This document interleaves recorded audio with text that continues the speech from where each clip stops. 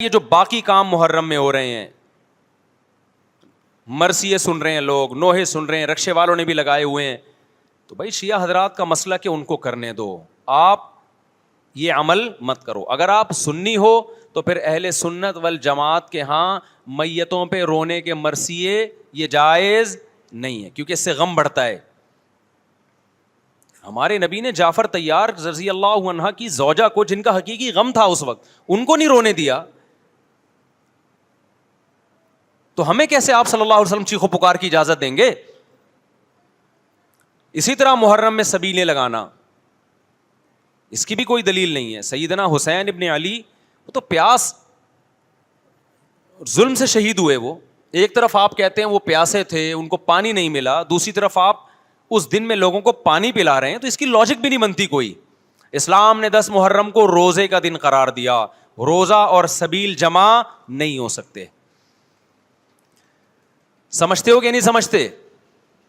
آپ کہہ سکتے ہیں کسی کو پانی پلانے پر کون پابندی لگا سکتا ہے؟ پانی پلاؤ بھائی پورے سال، اسپیسیفک ان دنوں میں کیوں پلا رہے ہیں آپ؟ تو جو شیعہ حضرات ہیں ان کا مسلک ہے، ان کو کرنے دیں. میں بار بار اس لیے کہہ رہا ہوں ایسا نہ ہو چھیڑ چھاڑ شروع کر دے جا کے. پہلے ہی ملک میں لڑائیاں بہت ہو رہی ہیں، دوبارہ ایک نئی جا کے بتا یہاں بھی سبیل لگی ہوئی ہے، جا کے ان کو چھیڑنا شروع کر دو. سبیل کیوں لگا؟ چھیڑنے کی اجازت نہیں ہے کسی کو. آپ نہ لگائیں نہ پئیں.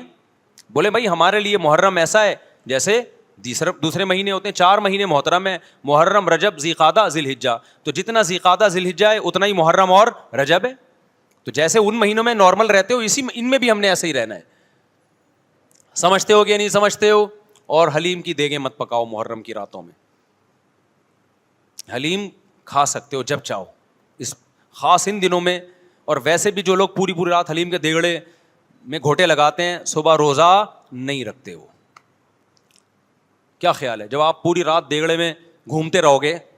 دیکھا نہیں ہے پوری رات دیکھ کے اندر گھومتے رہتے ہیں، جیسے موت کے کنویں میں نہیں بائک چلاتا بندہ.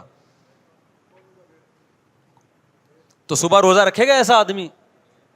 تو یہ ساری چیزیں آپ کو اس کام سے روکتی ہیں جو سنت سے ثابت.